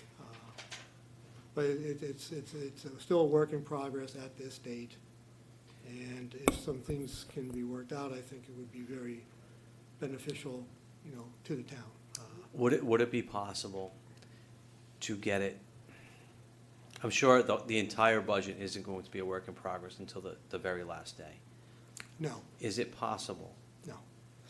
Everything has to You know be. what I'm gonna ask, right? It has to be the complete budget package, and this will be, I think, a lot easier to flow, because anything different major is gonna be identified in the budget message. So we will be calling out things that are different, changed, increase, decrease, anything major is going to be identified. So you'll have that as the guide as to where to go. So you won't have to try to look for or like hunt and peck to find it. Everything's going to be identified out there so that you'll be able to readily see it. The public will be able to readily see what's out there. And if there are some issues, such as, for example, the issue about the distressed community, that's going to be in there as an issue, that as a revenue that we can't use, but we may be able to. So this budget's going to lay out what we know for sure, maybe what we believe, and maybe what we hope for. But it may be shaping up to be, there are some things that may be better than what we put into the budget. It depends how things fall and how much data that I can get in a very short period of time. So I think this is, we'll have, I'm hopeful that the council will be pleased in directions, because as we know, when you look at the charts, the fund balance, you see how the trajectory was, it stabilized, and now it's building itself back up. This is gonna be basically a complete analysis of where we are now, where we will want to go in '21, and shortly thereafter. So I think there's a lot of good things that we're working on that I think the public would be happy to see.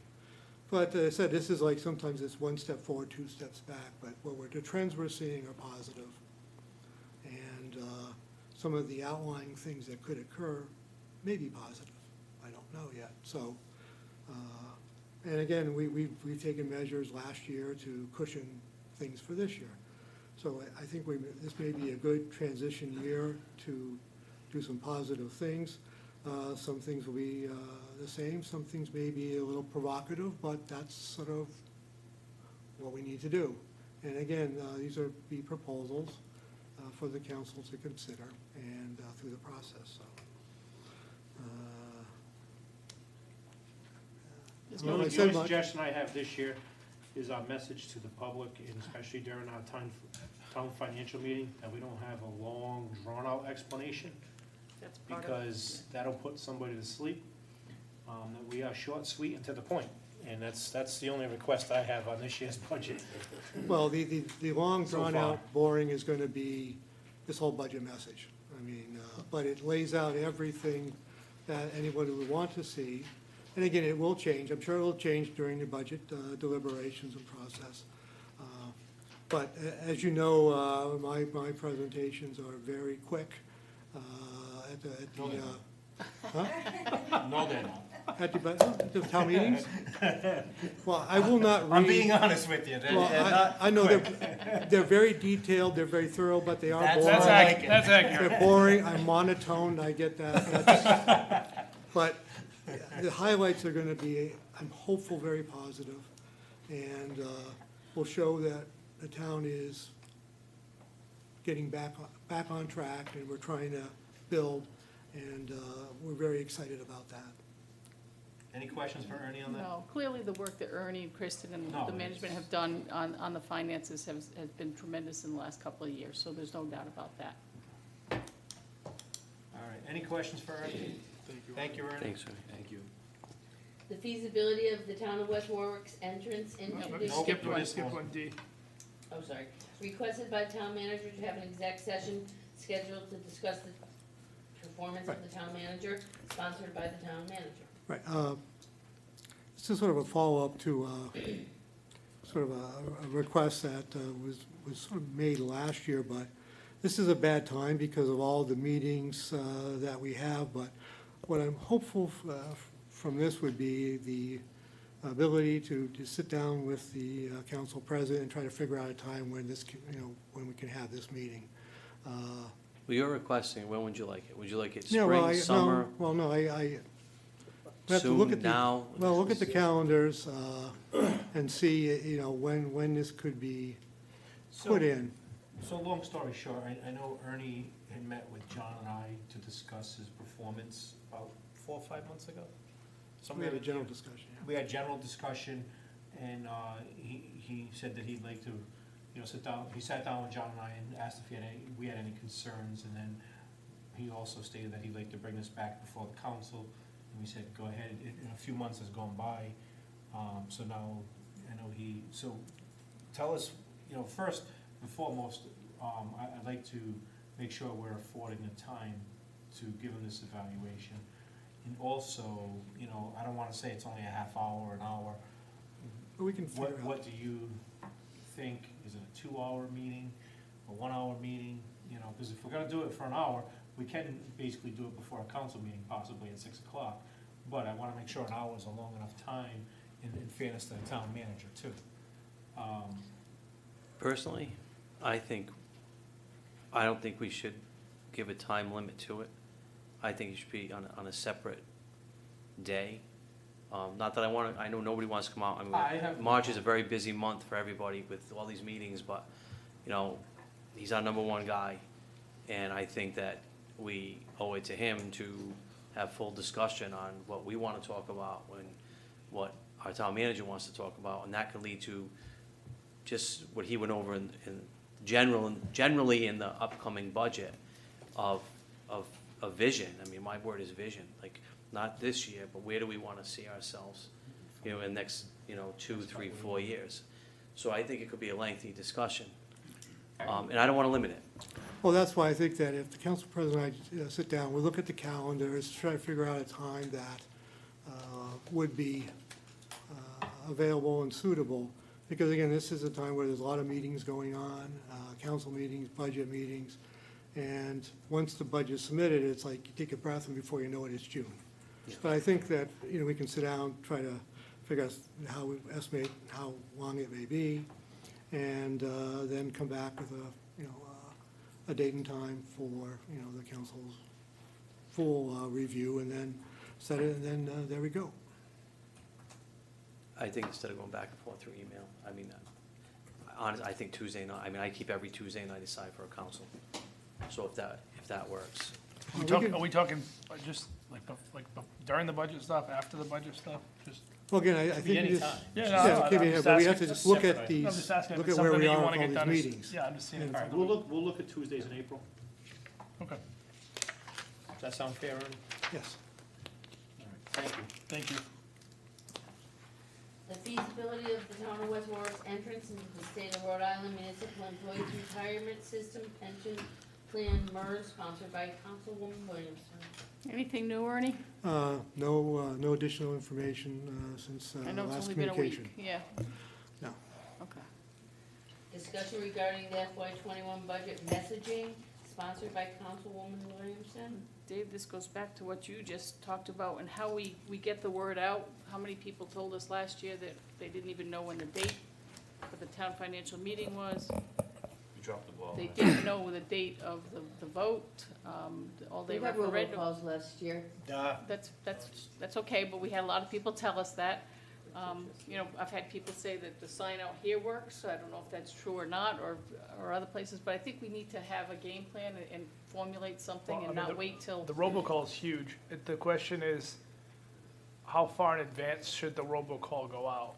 Because if it's the night before, people are like, wait, so I I think. didn't know, yeah. Yeah, so I think maybe. Twice, 10 to 14 days out, and 1 to 2 days out. Okay, yeah, that's fine. So at least there's a couple week notice. What about, for the workshops? I know like a lot of people don't, in the town financial meeting, do we typically ever give out like a robocall for that? Town financial meeting? Yeah. we have. In the Yes, past, we in the have past, a letter has been sent to every constituent back during Jim Thomas's reign. So there's always an expense involved in that, but at least, But that was before the all-day referendum. right, but if a letter does go out, because some communities still use a letter format, then you follow it up with a robocall.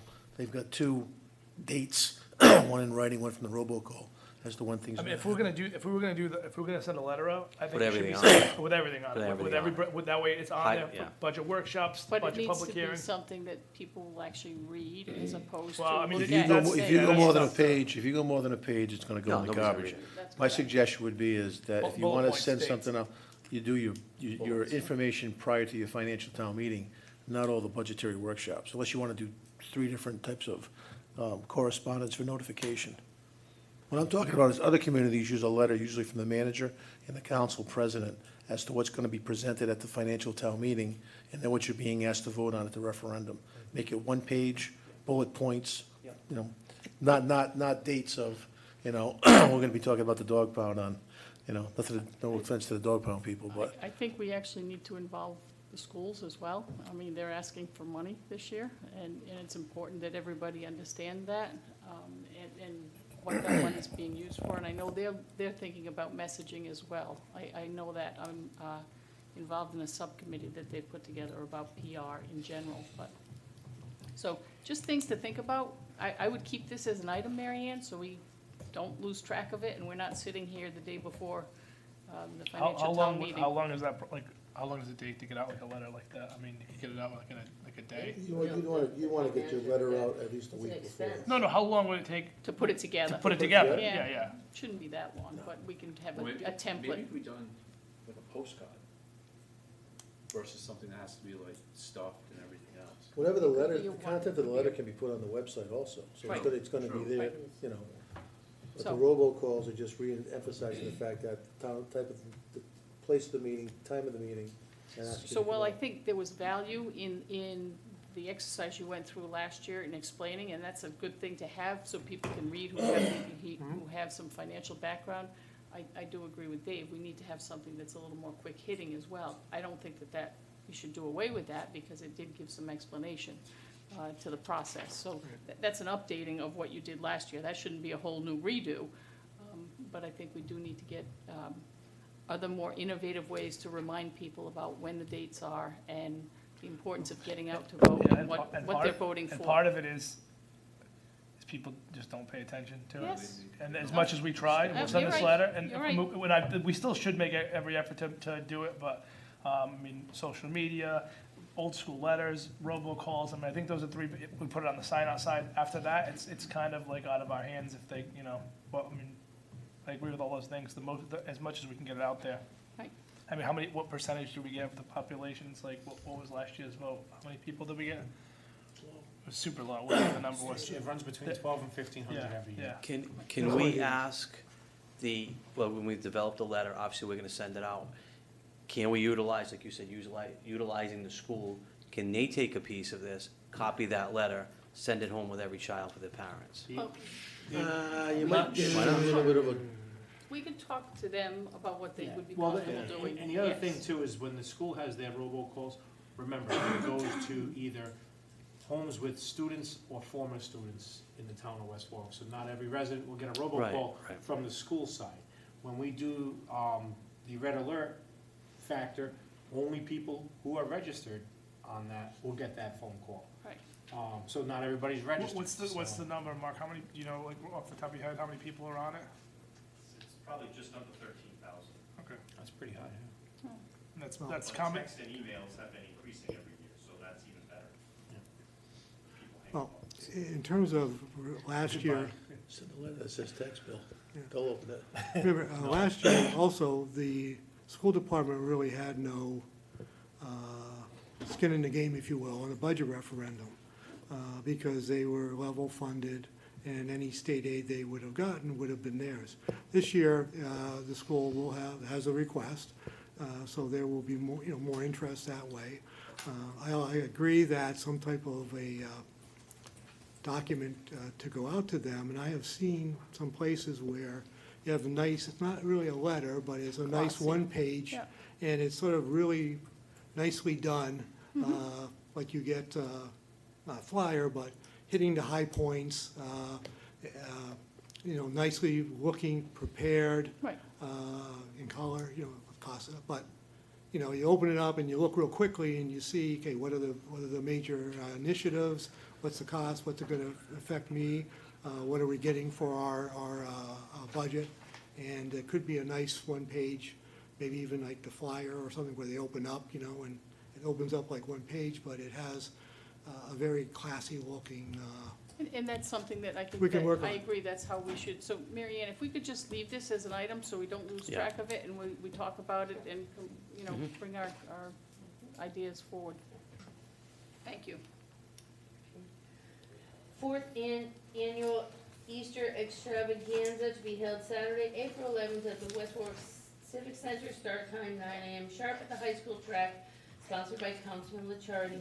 I began planning the fourth annual extravaganza last week. Eggs are already, well, they should be delivered to my house, 3 boxes of eggs, beginning tomorrow. Get the right ones this year, the pre-stuffed ones? They're always pre-stuffed. No, do you yeah. remember there was one? First year was the First biggest year, mistake of my life, yes. My kids paid for that, but anyway, so I'm looking to do that again for the community, tons of prizes. Still working out the details of who's gonna be there for vendors, sponsored by Belize Honda again. I'm going to start working on the flyers very shortly. I'll probably put this on the agenda again for the council. Easter Bunny will be there, all free for the town, the townspeople, for anybody that comes in. I am going to be asking for canned good donations again, just, I'm not sure where they're going to go yet, either a church or help the homeless or not, but they'll be delivered to them, and, it's all free for the community, so. Jed, I know this is a huge event that you take on, you and your family every year. I know I've attended, I think, 3 out of the 4, and last year I got to participate with a couple of extra kids of my own, and it was very interesting for them. They had a great time. It's great seeing all the families having a great time up there and enjoying themselves. And the way it's run, it's, you know, for the age groups, you work it out very well, so Thanks. thank you, and thank you to your family for helping out with that. Thank you. And if anybody wants to help out, you're more than welcome. There's always something for We people always to offer do. the help, you always say, I'm good. It's always something for people to do, so. We'll be there. You know, at the Halloween party, we had Halloween party judges was and fun, yeah. so, and the police were out, so I'm gonna be contacting the chief again. And you know, it's always a positive when the police come out, you know, and they're just part of the group, you know, so. Fire And also. the people always, have always Children- commented on that. so. Children always love the police, the children always love the fire, so if we can maybe help out with some apparatus that day or something, that'd be great. That's it. That it? Thank you, Jay. Upcoming appointments, Sewer Use Appeals Board, 1 alternate member with a term to expire 10/2021. 1 term to expire 10/2020, 1 term to expire 10/2022. Board of Tenant Affairs, 1 term to expire 2/2021. Public, 1 term to expire 11/2021. Public, 1 term to expire 3/2022. Recreation Committee, 2 full members. Pension Board Committee, 1 term to expire 11/18/2020, 1 term to expire 11/18/2021, 1 term to expire 11/18/2022. Board of Assessment and Review, 1 term to expire 3/2020. Zoning Board of Review, 1 term to expire 7/2021. Public comment, designated portion of the town council's open meeting for citizens to address comments to the town council relating to matters affecting the public business. Comments will only be addressed to the town council, who will take them under advisement. When addressing the town council, please state your name and address. Please conduct yourself in an orderly and respectful fashion. The comments of citizens accessing this portion of our meeting are neither adopted nor endorsed by this body, but heard as requested.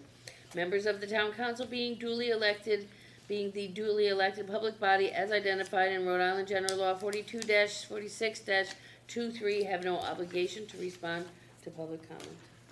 Public comment, and I have a couple items, and only I'm bringing these up because we're not gonna meet again before the next agenda. The city of Newport, Office of the Mayor, has sent us a request. On Saturday, March 14, 2020, Newport will celebrate its 64th annual St. Patrick's Day Parade. Will be honored if you would participate in the festivities and march in the parade. So if the council is looking to do that, we would have to inform them. I know we haven't done it in the past, but they do invite us. I just wanna make that clear to the council. If anybody wants to march in it, it might not be all of us, but if somebody wants to, that's up to us. Last night, West Warwick girls basketball high school team, I know Mary Beth and I were both in the audience, full house, packed. They moving on into the semifinals. Right. This is their best year in almost 20 years of basketball there. Coach Lawton was very happy to see a lot of us there. Former players and whoever else were in the crowd on their cheering. But they came out to beat a team, Cumberland, who beat them by over 20 points earlier in the season. And the hard work of those girls, they're moving on into, and we'll know more, I think, after tonight.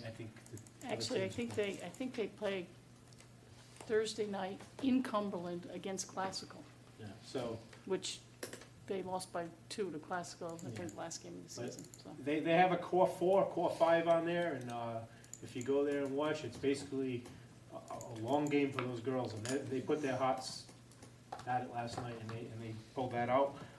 Actually, just as a side note, Steve Lawton was named the D2 Coach of the Year. Coach of the Year, yes. Awesome. And also, I got to watch him on TV a couple weeks ago. It was interesting, good to watch. And also, if you get to listen to him on 95.1, John Parenti, and I told Rich Grenier last night, he definitely has a face for the radio. He did a great job on that. He does a great job. And John Botello, John Parenti, and Rich Grenier will be covering those games also. And the last thing I have, and I drove by the other day, Where did our 100-year sign go off the front of the building, like in the front lawn? It disappeared. Or is it out there? Did I not see it? It fell down, and, I think Jim, somebody picked it up. I'm Right. not sure where it went. And the reason why I'm asking is our West Warwick High School students did that hard work, and I just don't want to see it destroyed. I think if we get it back to them, we might be able to clean it up and fix it up for us. So if we can look into the 100-year sign and make sure it didn't get tossed. I mean, the children really did a great job on that, and they donated it to the town of West Warwick. And I just don't want to see it get trashed if they can fix it up for us. That's all I have for public comment from the council. Anybody else in the council? I have one thing, and following your positives, I'm going to bring, I guess it's a negative. It came to my attention, and I received phone calls on this today, regarding, and I know Don is not here, and it's a beautiful day out, 60 degrees, everybody's outside. A lot of questions about the Crompton Playground. A lot of negative comments. It is my ward. I've been mentioning this, I don't know, maybe 4 months of when it's going to be cleaned. Now we have people that are interested in going out and doing a cleanup, which is a good thing. But I read all the posts, then in other posts that follow, if I'm saying this right, there's one main post and everybody tries to respond on it. People talking about needles down there, people talking about dog feces down there. Again, I haven't been on the playground, on the grounds to physically see all this, but I really think it's the job of our Parks Department to get it done. And what I'm going to say, it's been 4 months I've been requesting this. So I'll even throw out Flat Top, because these are my areas in my ward. Everybody else can speak about their own wards. If we don't have somebody that can do this job, then first of all, it doesn't take 4 months to do a cleanup. So can we hire a private company? I just want it done. So I didn't want to bring this out at a council meeting. However, it's all over social media. My name's on it. So what's it going to take to have the playground cleaned up?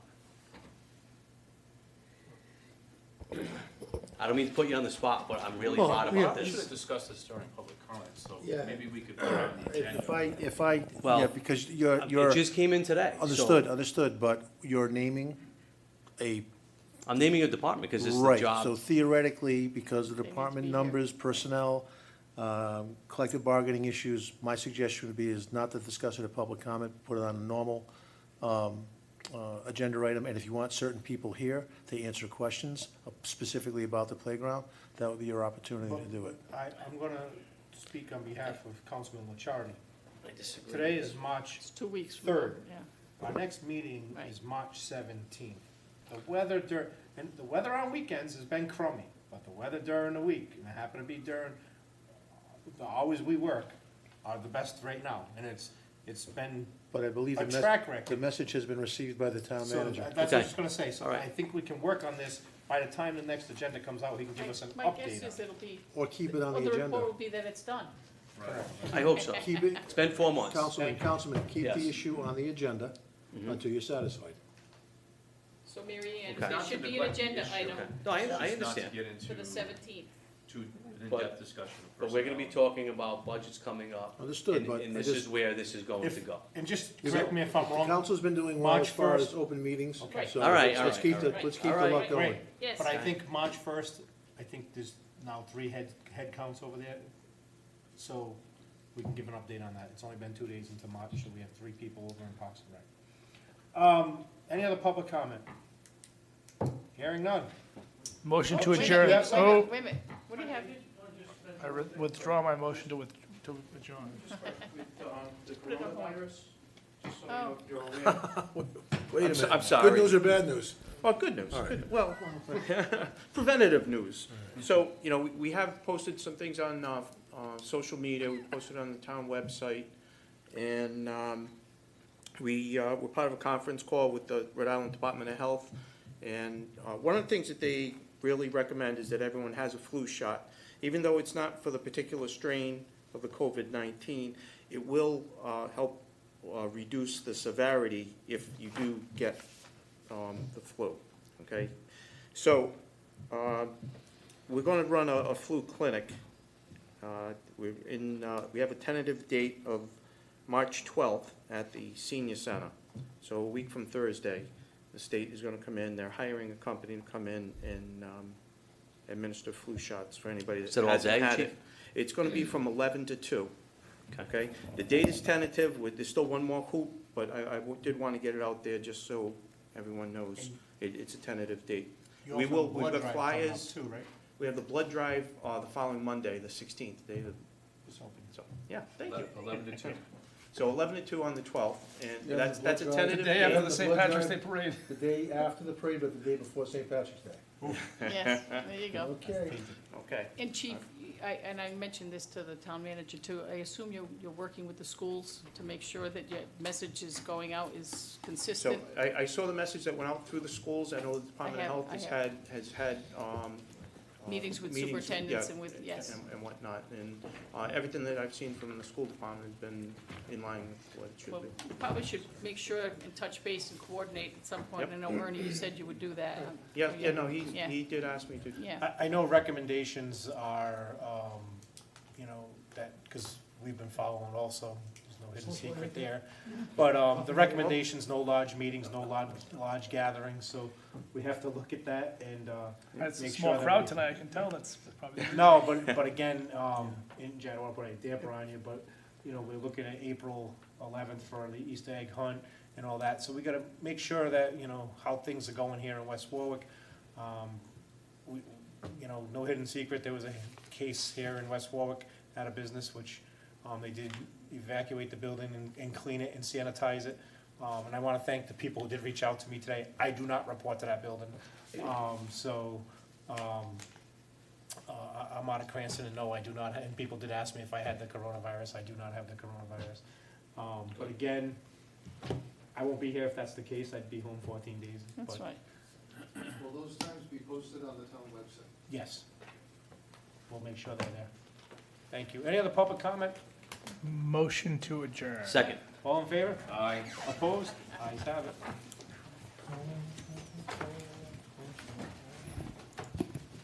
Good night.